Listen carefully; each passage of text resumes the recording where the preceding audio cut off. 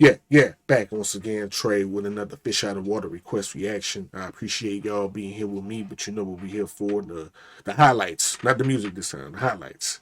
Let's get to it. More Bird. 5 times he never gave up. You know, 5 times when he was injured, just refused to quit. I've seen probably all of those, because that's my era of Larry Bird. It's like 6, 7 years old around that time. To his credit, he gets up and fights through it and goes out there and plays, but he is not a healthy person right now. I've never met an athlete that would play with pain the way he does, and an athlete that's so highly self-motivated as Larry Bird. I think 4 or 5 years you'll think back about what he did, or you'll just, you'll go that. I think it's one of those things that as the years go by, it'll become bigger and bigger and bigger. What's up, guys? Welcome back to the channel, and today I'm back with another video, but this time, once again, we have to talk about Larry Legend, one of my favorite players of all time. And I think even the most casual NBA fan knows that Larry Bird in his career was a very tough player, and he overcame tremendous adversity as well as injuries. And I wanted to make a very quick video explaining how tough Larry Bird was and just some of the big time injuries he overcame. So with that being said, let's get into the video and look at 5 times Larry Bird overcame injuries and absolutely dominated. So the first injury we're going to look at is from 1979, before Larry Bird was even in the NBA. And this injury occurred in a friendly softball game with Larry Bird's brother as well as friends. And here's Jackie McMullen explain this very bizarre and peculiar injury. Well, he shows up, and who's on the other team but his brother? So Larry's playing out in the outfield, and his brother hits this kind of spinning, looping ball, almost like a Tim Wakefield knuckleball. It's just spinning all over the place. And Larry tries to go down and make a basket catch, and his finger goes all the way back, and he's like, man, wow, it really hurts. And he looked down, and his finger was completely dislocated and mangled, and, it really was bothering him. He had to stop playing right away. And so now remember, he's been drafted by the Celtics during this point, but he has not signed a contract yet. So his finger is in a bad way. He has to have major surgery with clips put in and pins and everything else. And he never tells the Celtics this has happened. But, sooner or later they get word, and they summon him to Boston. And the trainer examines him and says, and the team doctor examines him, and they say to Red Auerbach, this guy's damaged goods. Now, Red's like, really? So he says, come on, Larry, get dressed. So Larry puts on his stuff. Red throws him the ball. He goes out. He starts shooting from all over the floor. He's hitting from everywhere. Throws him a few bounce passes, has him throws a few overhead passes, and he said, you look fine to me, kid. And Bird said, great. But Bird to this day will tell you he's never had the same feel for the basketball. So obviously a pretty bad finger injury that affected Bird for the rest of his middle life. Finger is... And around 2010, Larry Bird gave an interview and said his finger to this day is shaped like a boomerang at a 45-degree angle pointing toward his thumb. And he's had 2 surgeries that have failed to straighten it out.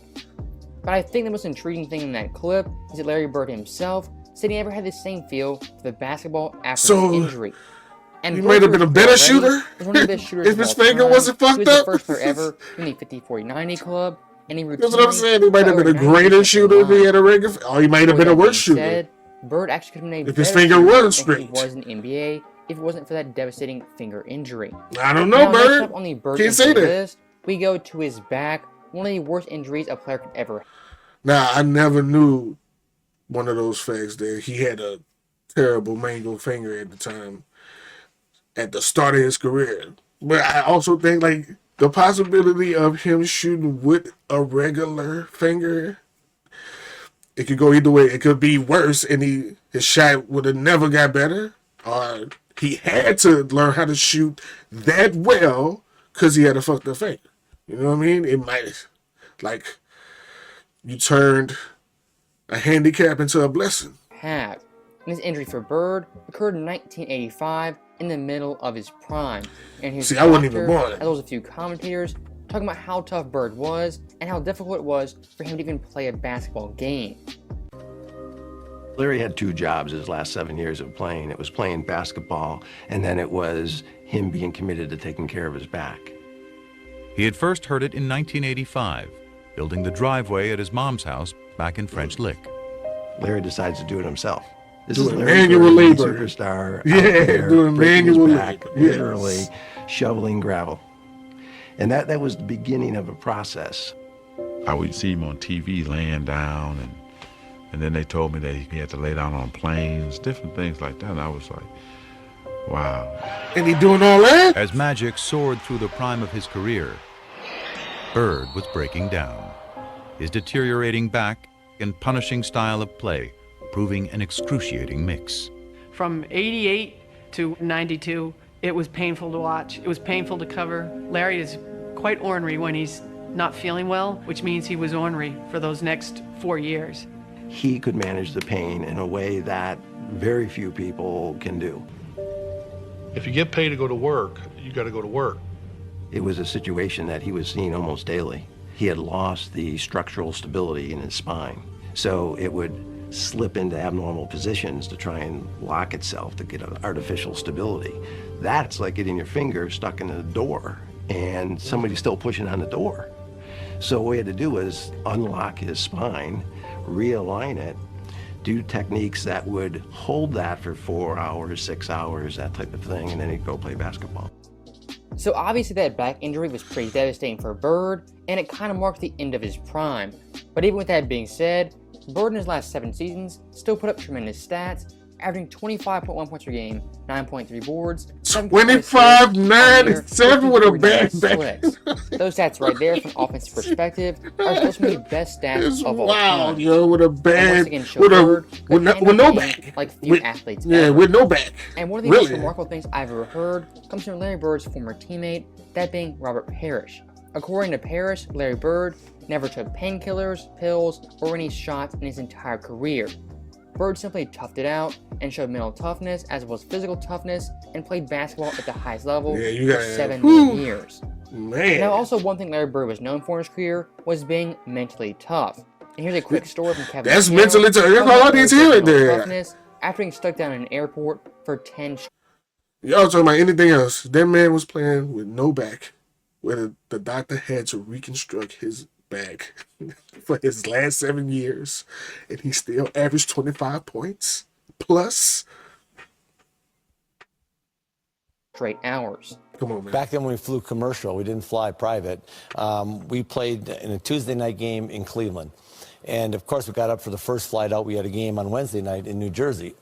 Snowstorm hits Cleveland. We're at the airport at 7 in the morning. Flight's canceled at 7. It's canceled at 8. It's canceled at 9. It's canceled at 10. Canceled at 11, 12. We finally leave about 1:30 or 2 in the afternoon. We fly up to New Jersey. Now the storm has kind of moved into Jersey.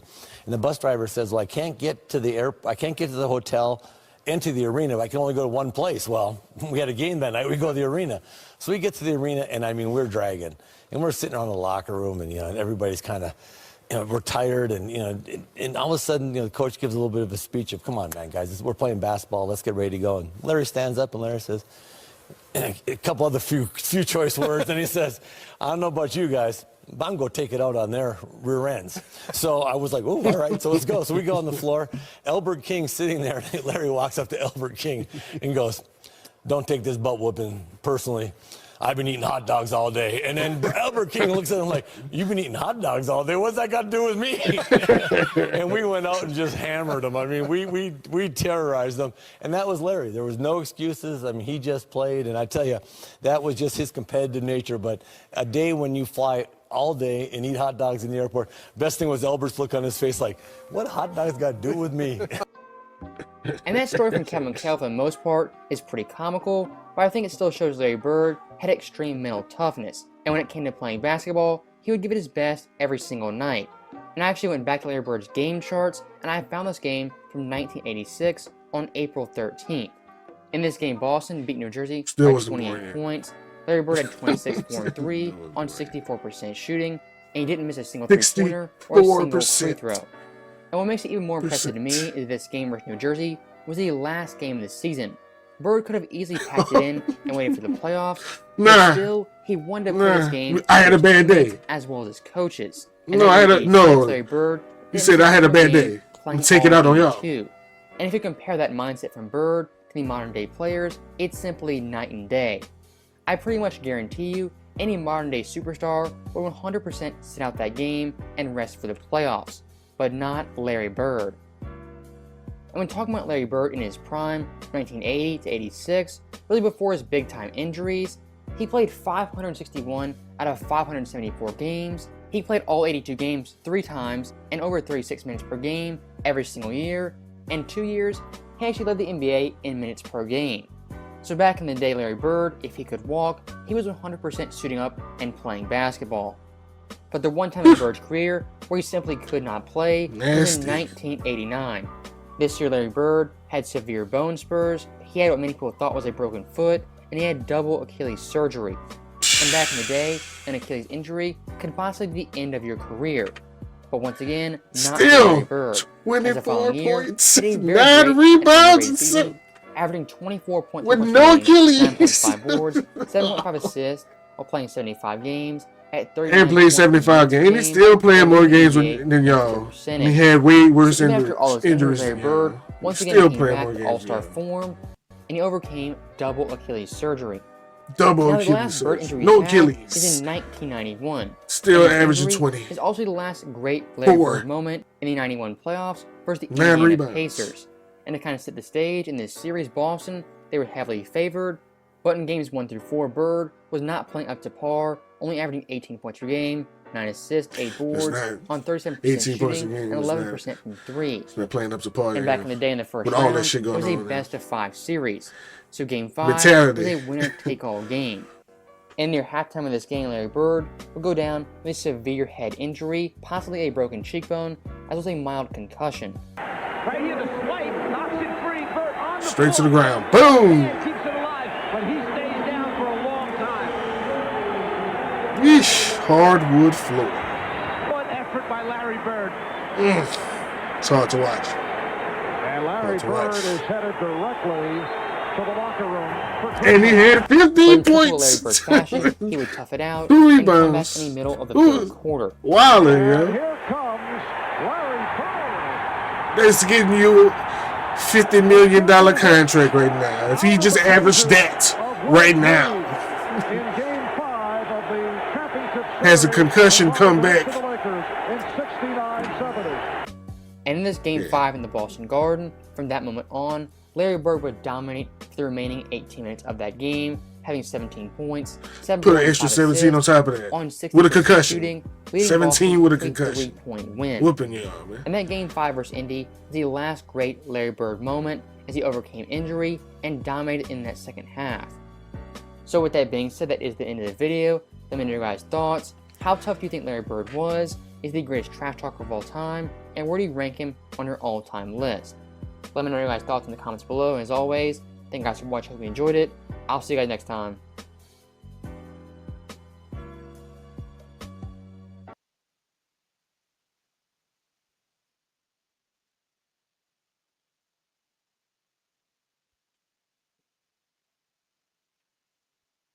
Yeah, see, that's what makes it kind of tough to even compare players from this modern era, even a decade before this modern era.